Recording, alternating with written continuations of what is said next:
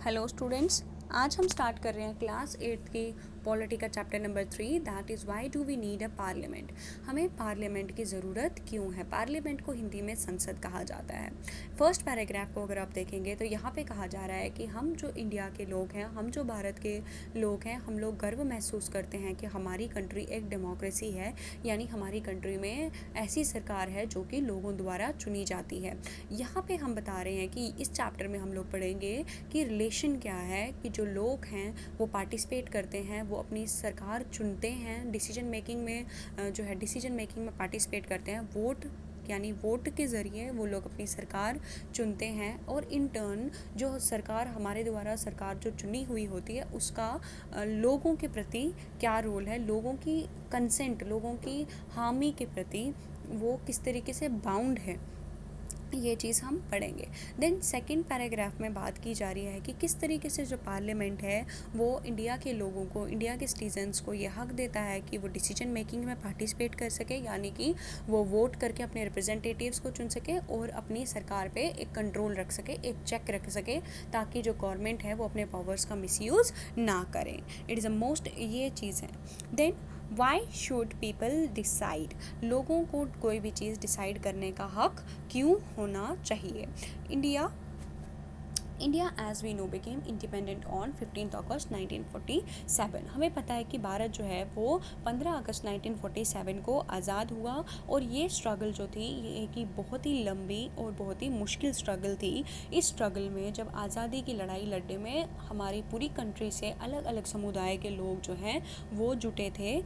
और मेनली वो लोग जो थे वो इंस्पायर्ड थे 3 चीज़ों से। ठीक है, वो लोग किन 3 चीज़ों से इंस्पायर्ड थे, किन चीज़ों से प्रेरित थे? जो लोग पार्टिसिपेट कर रहे थे फ्रीडम स्ट्रगल में, आइडिया ऑफ फ्रीडम की, हमें आइडिया फ्रीडम की, कि हमें आज़ादी की भावना से वो प्रेरित थे, इक्वालिटी, बराबरी की भावना से वो प्रेरित थे, and participation in the decision making. और डिसीजन मेकिंग यानी कि लॉज बनाने में, कोई डिसीजन लेने में कंट्री के प्रति, उन चीज़ों में वो प्रेरित थे। ये 3 चीज़ें जो हैं अगर हम बात करें ब्रिटिश गवर्नमेंट के टाइम पे हम लोगों को नहीं मिलती थी, इंडिया के लोगों को ये चीज़ें नहीं मिलती थी। अपने आइडिया ऑफ फ्रीडम नहीं था, कोई भी चीज़ बोलने का अधिकार नहीं था, अपनी मर्ज़ी से करने का अधिकार नहीं था, इक्वालिटी नहीं थी लोगों के बीच। और डिसीजन मेकिंग में हम लोग सरकार चुनने में हमारा कोई रोल नहीं था, ना ही हम किसी कोई चीज़ डिसाइड कर सकते थे। कोई लॉ जो बनते थे, कोई पॉलिसी जो बनते थे, उनमें हमारा कोई भी पार्टिसिपेशन जो था वो नहीं रहता था।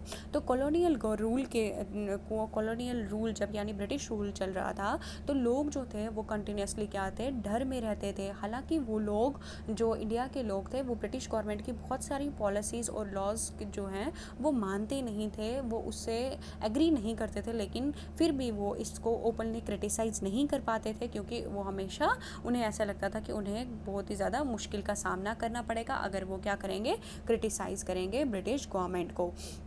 तो ये जो फ्रीडम की स्ट्रगल हुई, उसके बाद जो लोगों ने फ्रीडम स्ट्रगल में पार्टिसिपेट किया, आज़ादी के लिए लड़ा, उस सब से ये सारी चीज़ें चेंज होने लगी। क्योंकि जो नेशनलिस्ट थे, जो लोग आज़ादी के बारे में बात करते थे, जो भारत को आज़ाद देखना चाहते थे, वो लोग जो थे वो ब्रिटिश गवर्नमेंट को ओपनली क्रिटिसाइज़ करने लगे, उनकी पॉलिसीज़ को क्रिटिसाइज़ करने लगे। और 1885 में क्या हुआ, 1885 में जो इंडियन नेशनल कांग्रेस थी, सबसे पहले उन्होंने डिमांड रखी कि इंडिया जो इलेक्टेड मेंबर्स होने चाहिए, किसमें, लेजिस्लेचर में। लेजिस्लेचर हो गया वो बॉडी पार्लियामेंट की जो कि लॉज बनाती है, तो वहाँ पे इलेक्टेड मेंबर्स होने चाहिए, यानी लोगों द्वारा चुने हुए मेंबर होने चाहिए। यहाँ पे हम पर्टिकुलरली इंडिया के लोगों की बात कर रहे हैं कि इंडिया के लोग जो हैं वो रिप्रेजेंटेटिव होने चाहिए और वो लेजिस्लेचर में उनका रोल प्ले होना चाहिए, और वो साथ ही साथ क्वेश्चंस रेज कर सकें। तो गवर्नमेंट ऑफ इंडिया एक्ट जो था 1909 में, जबकि ब्रिटिश हमारे यहाँ पे रूल कर रही थी, तब गवर्नमेंट ऑफ इंडिया एक्ट 1909 आया, जिसमें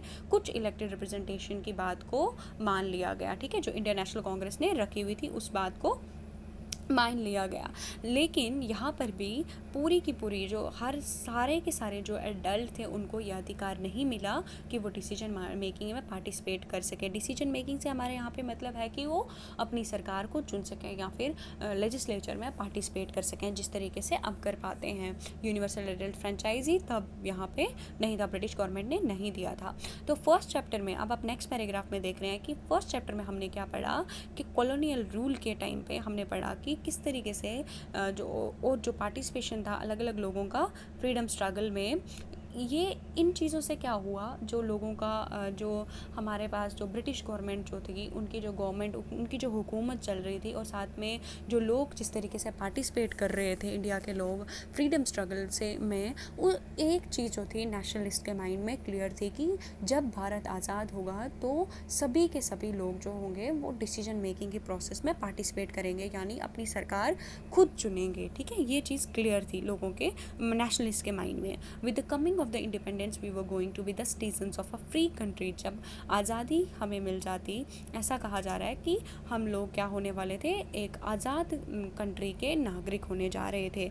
this did not mean that government could do what it felt like. इसका ये मतलब नहीं था कि सरकार वो चीज़ करती जो उनकी मर्ज़ी है, वो अपनी मन मर्जी चलाती, ऐसा मतलब नहीं है। इसका मतलब ये था कि गवर्नमेंट जो होगी वो सेंसिटिव होगी to the people's need and demands. लोगों के प्रति वो सेंसिटिव होगी कि लोगों की ज़रूरतें क्या हैं, लोग क्या चाहते हैं, वो गवर्नमेंट जो थी वो ध्यान रखेगी। इंडिपेंडेंस के बाद की बात करें तो हमारा जो कॉन्स्टिट्यूशन है, जब इंडिपेंडेंट इंडिया का कॉन्स्टिट्यूशन जो बना, हमारा जब संविधान बना, तो उसमें लोगों की आशाएं, लोगों के सपने और लोगों की एस्पिरेशंस, आशाओं का ध्यान जो है वो बहुत ही अच्छे से रखा गया था। और हमारे कॉन्स्टिट्यूशन में हर एक चीज़ जो है वो प्रॉपरली मेंशन है। ठीक है, जो लोगों की नीड्स जो हैं उसके सब मेंशन है।